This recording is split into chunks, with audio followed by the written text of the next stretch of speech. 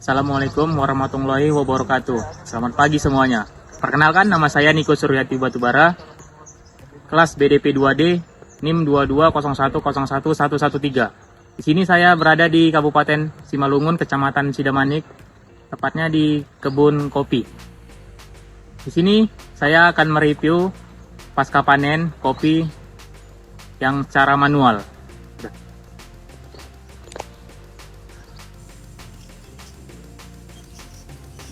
Oke, selanjutnya kita akan melakukan panen secara manual. Di sini saya menggunakan alat wadah yaitu ember untuk memanen kopi. Wadah ini digunakan untuk memanen kopi, untuk menampung kopi yang akan dipanen.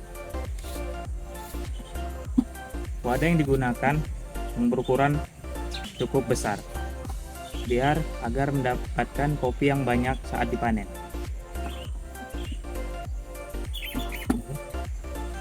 Prinsip kerja dari panen secara manual ini, kita memilih pohon kopi yang banyak buahnya yang sudah matang.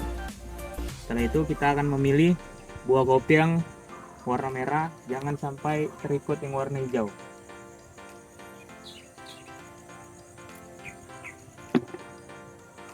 Di sini kita harus berhati-hati untuk memilihnya supaya tidak merusak tanaman buah yang lain.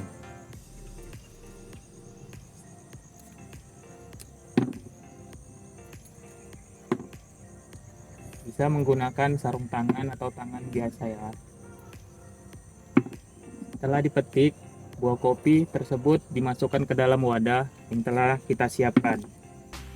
Lakukan matikan secara terus-menerus sehingga buah kopi terpanen secara merata seluruhnya.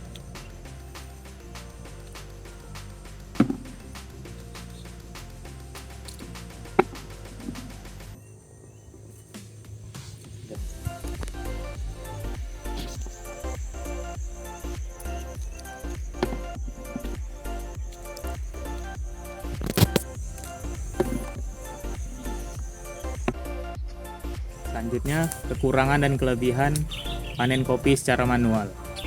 Kekurangan yang pertama ialah tidak efisien, membutuhkan waktu yang cukup lama untuk memanen kopi. Yang kedua, membutuhkan banyaknya tenaga kerja saat memanen kopi.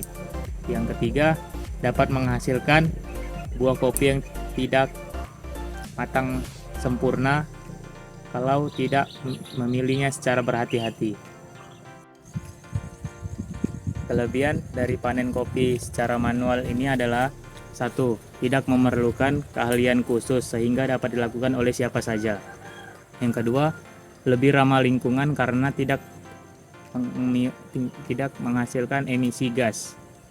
Yang ketiga, dapat menghasilkan biji kopi yang berkualitas tinggi asal pilihan kopi yang dipetik yang matang sempurna. Selanjutnya masuk ke alat pemanen kopi secara mekanisasi. Nama alat pemanen kopi secara mekanisasi ini ada Jakto Automotrice K3000. Fungsi dari mesin ini yaitu sebagai pemanen. Mesin ini menggunakan lengan mekanis untuk memetik buah kopi dari pohonnya. Lengan mekanis ini memiliki sensor yang dapat mendeteksi buah kopi yang matang. Yang kedua, pengepul. Mesin ini memiliki wadah pengumpul yang mengumpulkan buah kopi yang telah dipetik. Yang ketiga, transportasi. Mesin ini memiliki traktor yang dapat menariknya. Traktor dapat digunakan untuk mengangkut mesin pemanen kopi ke perkebunan kopi yang berbeda. Selanjutnya masuk ke prinsip kerja. 1. Mesin pemanen kopi ditarik oleh traktor menuju perkebunan kopi. 2. Lengan mekanisasi mesin pemanen kopi bergerak ke atas untuk mencapai pohon. 3. Sensor pada lengan mekanis mendeteksi buah kopi yang matang. 4. Lengan mekanis memetik buah kopi yang matang dari pohon. 5. Kopi yang telah dipetik jatuh dalam wadah pengumpul. Kelebihan dan kekurangan dari alat mekanisasi. 1. Efisiensi. Mesin dapat memanen buah kopi dalam waktu yang lebih singkat dibandingkan dengan panen manual. 2. Produktivitas. Mesin dapat memanen lebih banyak buah kopi dibanding dengan panen manual. 3. Kualitas. Mesin dapat memanen buah kopi yang matang sempurna. Kekurangan dari alat mekanisasi: 1. Biaya yang mahal. 2. Keahlian. Mesin membutuhkan ahli khusus untuk mengoperasikan. 3. Kondisi perkebunan.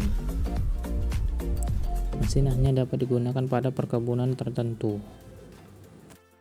Perbandingan panen kopi secara manual dan panen kopi secara mekanisasi ialah pada panen kopi secara manual kita menggunakan tangan dan memetik kopi satu persatu dari pohonnya dengan menggunakan alat yang sederhana. Sedangkan dengan panen kopi secara mekanisasi menggunakan mesin pemanen kopi. Mesin pemanen kopi dapat memanen kopi dalam waktu yang lebih singkat dan tidak memerlukan waktu yang cukup lama.